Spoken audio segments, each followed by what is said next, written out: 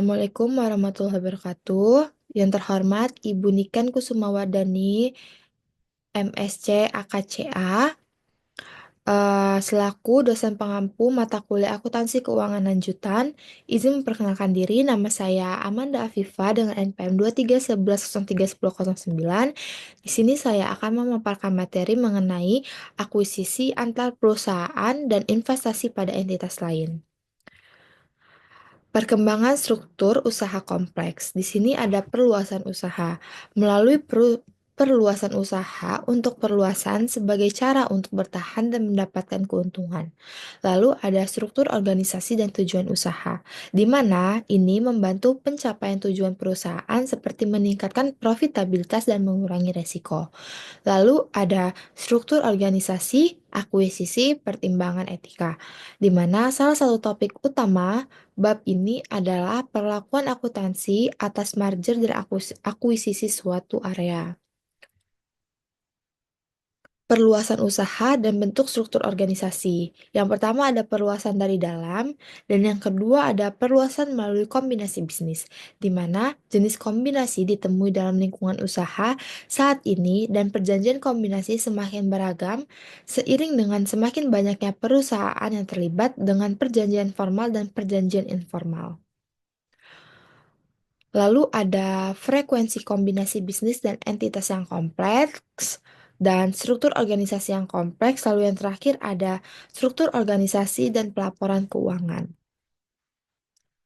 Perluasan usaha dan bentuk struktur organisasi.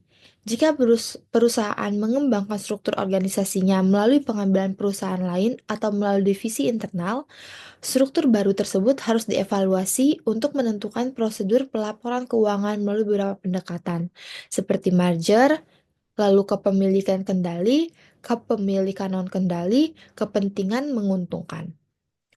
Kombinasi bisnis, di mana ketika suatu perusahaan memindahkan aset yang telah diciptakannya, sejumlah keputusan kombinasi bentuk entitas menciptakan dan diciptakan dapat muncul.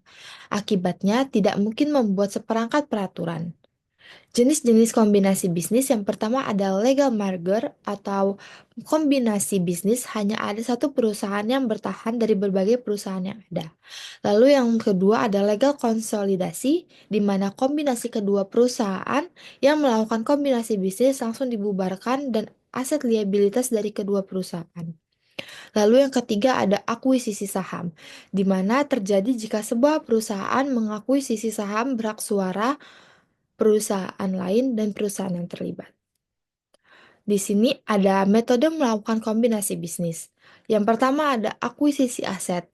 Mengakuisisi melalui negosiasi langsung dengan manajemen, mencatat setiap aset yang diperoleh, tiap liabilitas yang ada tanggungannya.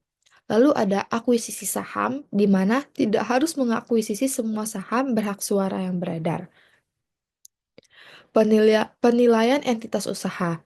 Yang pertama ada nilai setiap aset dan liabilitas, lalu ada nilai laba potensial, dan yang terakhir ada penilaian kepentingan yang diperlukan. Akuntansi untuk kombinasi bisnis. PSAK 22 menjelaskan tentang prosedur akuntansi yang diciptakan untuk transaksi kombinasi bisnis di Indonesia seperti akuntansi akuisisi, lalu ada nilai wajar, dan menggunakan metode akuisisi. Goodwill.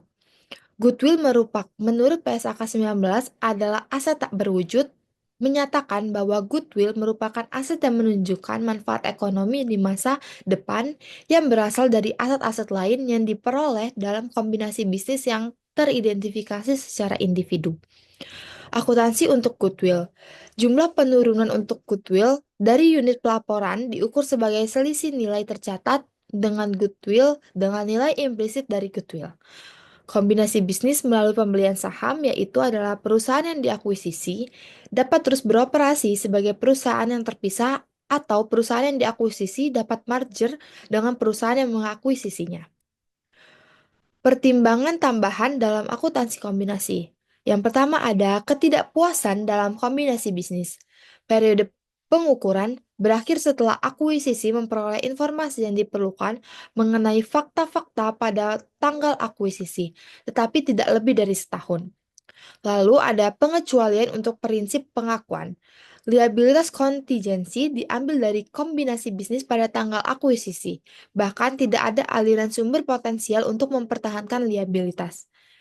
Lalu ada ganti rugi aset. Pengakuisisi mengukur ganti rugi aset yang dikenali pada tanggal akuisisi menggunakan dasar yang sama seperti yang digunakan pada penjamin liabilitas. Pengungkapan.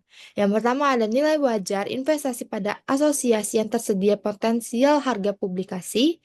Lalu ada ringkasan informasi keuangan entitas asosiasi termasuk jumlah agregat aset, liabilitas, pendapatan, dan laba rugi. Lalu ada sifat dan tingkatan setiap batasan signifikan, dan ada bagian rugi entitas asosiasi yang tidak diakui, lalu ada ringkasan informasi keuangan entitas asosiasi secara individual atau dalam kelompok yang tidak dicatat dengan menggunakan metode entitas termasuk total aset, liabilitas, pendapatan, dan laba rugi. Lalu kita akan masuk ke dalam contoh kasus akuisisi antar perusahaan Facebook dan WhatsApp. Berikut adalah videonya. Why Facebook acquired WhatsApp for $19 billion. In February of 2014, Facebook announced its plans to acquire the messaging company WhatsApp for $19 billion, making it the second largest acquisition in history. WhatsApp is the most popular messaging app ever, with over 2 billion users across the world. In 2018, there were roughly 65 billion messages sent on WhatsApp per day, which is little more than 45 million messages every minute. A key ingredient to WhatsApp's success was timing. WhatsApp was founded in 2009, very soon after Apple and Google launched their app stores. Messaging is a basic block of the internet, and WhatsApp was around to fulfill this need right at the start of the mobile app age. Today, we are able to take free messaging as a given, but in 2009, mobile messaging was mostly done through SMS, which is much clunkier and not free. WhatsApp made the process for joining mostly frictionless. All you need is a basic smartphone and an internet connection. To message someone from anywhere in the world, all you need is their phone number. No email address, username, QR code, or friendship needed. In a lot of countries, such as India, this has allowed WhatsApp to dominate. Facebook doesn't show ads on WhatsApp, nor do they charge users a subscription fee. In fact, WhatsApp hardly makes any money for Facebook at all. So why in the world did Facebook pay so much for WhatsApp? Facebook has around 2.5 billion monthly active users. A lot of people who don't have Facebook live in developing parts of the world, where the internet is a luxury that not everyone has access to. In India, for example, there are millions of people who use WhatsApp every day, but have no access to the rest of the internet because phone providers offer very cheap WhatsApp-only data plans. A user base like this is a great resource of untapped potential for Facebook to acquire its NBU, or next billion users. Facebook makes its money through targeted ads. More users equals more money, and more clicks equals more money. They have if they choose to exercise it. The user data from billions of messages. But there's also another strategic reason for this acquisition. Although they wouldn't use the word, Facebook is effectively a monopolist in the social network space. In any monopoly, a high barrier to entry is important to protect the monopolist's position. Social networks intrinsically have a higher barrier to entry because of the network effect, which gives a product or service more value when more people are using it. Social networks are not valuable if there are not enough people on it, which makes them very hard to start. However, with WhatsApp's active user numbers, it no longer had this barrier to entry. WhatsApp was already a direct competitor to the Messenger app. But as a fast-growing company with billions of active users, it also posed a potential future threat to Facebook, making it a formidable competitor. For example, if WhatsApp kept expanding on their offerings, as is natural, by acquiring WhatsApp, Facebook effectively secured its seat on the social networking throne. If you enjoyed this video, please smash the like and Dari video yang telah saya berikan tadi, secara singkat saya akan menjelaskannya kembali. Jadi, kasus akuisisi Facebook terhadap WhatsApp terjadi pada 19 Februari 2014, ketika Facebook mengumumkan pembelian WhatsApp senilai 19 miliar dalam bentuk tunai dan saham, menjadikannya salah satu akuisisi terbesar dalam sejarah teknologi. WhatsApp yang didirikan pada tahun 2009 oleh Brian Acton dan Jang Koum berkembang pesat sebagai aplikasi pesan instan yang ringan tanpa iklan. Dengan lebih dari 450 juta pengguna aktif, pada awal 2014, Facebook melihat WhatsApp sebagai peluang untuk memperluas jangkauan globalnya, terutama di negara berkembang. Akuisisi ini dilakukan dengan pembayaran 4 miliar dolar dalam bentuk tunai, 12 miliar dolar dalam saham Facebook, dan 3 miliar dolar dalam saham terbatas. WhatsApp tetap beroperasi secara independen, sementara Jamcom bergabung dengan Dewan Direksi Facebook. Akuisisi ini bertujuan untuk memperkuat dominasi Facebook di sektor komunikasi, meningkatkan basis pengguna dan membuka peluang monetisasi, namun tantangan seperti regulasi, anti monopoli, privasi data, dan kepergian pendiri WhatsApp pada tahun 2018 ini menimbulkan kontroversi. Meskipun demikian, WhatsApp terus berkembang dengan fitur baru seperti WhatsApp Business dan layanan pembayaran digital menjadi bagian penting strategi bisnis. Sekarang menjadi Meta.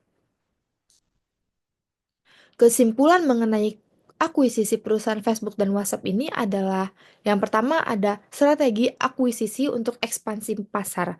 Akuisisi ini dilakukan untuk memperluas jangkauan Facebook dalam industri komunikasi digital. Dengan mengakuisisi WhatsApp, Facebook tidak hanya mendapatkan teknologi dan basis pengguna yang besar, tetapi juga memperkuat dominasinya dalam layanan perpesanan global. Lalu ada goodwill dan valuasi perusahaan. Nilai akuisisi yang sangat besar menunjukkan pentingnya aset tidak berwujud atau goodwill seperti merek, royalties pengguna, dan potensi pengembangan di masa depan. WhatsApp saat itu belum menghasilkan pendapatan besar, tetapi WhatsApp melihat potensi monetisasi jangka panjang. Lalu ada kendali dan konsolidasi laporan keuangan. Setelah akuisisi, Facebook mencatat WhatsApp sebagai entitas anak atau subsidiari dalam laporan keuangannya, yang berarti WhatsApp sepenuhnya dimiliki dan dikendalikan oleh Facebook. Ini mencerminkan konsep pengendalian penuh dalam investasi antar perusahaan. Lalu ada sinergi bisnis dan efisiensi operasional. Akuisisi ini memungkinkan integrasi layanan antar WhatsApp dan ekosistem Facebook, termasuk Instagram dan Messenger, menciptakan sinergi bisnis, terutama dalam periklanan digital dan analisis data pengguna. Lalu ada dampak regulasi dan risiko akuisisi. Akuisisi ini mendapat pengawasan ketat dari regulator karena potensi monopoli dan masalah privasi data. Hal ini mengajarkan bahwa dalam akuisisi antar perusahaan, faktor hukum dan kepatuhan sangat penting untuk diperhitungkan. Lalu, secara keseluruhan, akuisisi WhatsApp terhadap Facebook terhadap WhatsApp menunjukkan bagaimana sebuah perusahaan dapat menggunakan strategi untuk memperluas dominasi pasar, meningkatkan nilai bisnis melalui aset tidak berwujud, serta menghadapi tantangan regulasi dan integrasi operasional. Sekian pemaparan materi dan kasus yang dapat saya sampaikan. Kurang lebihnya saya mohon maaf. Wabillahi taufiq wal hidayah. Wassalamualaikum warahmatullahi wabarakatuh.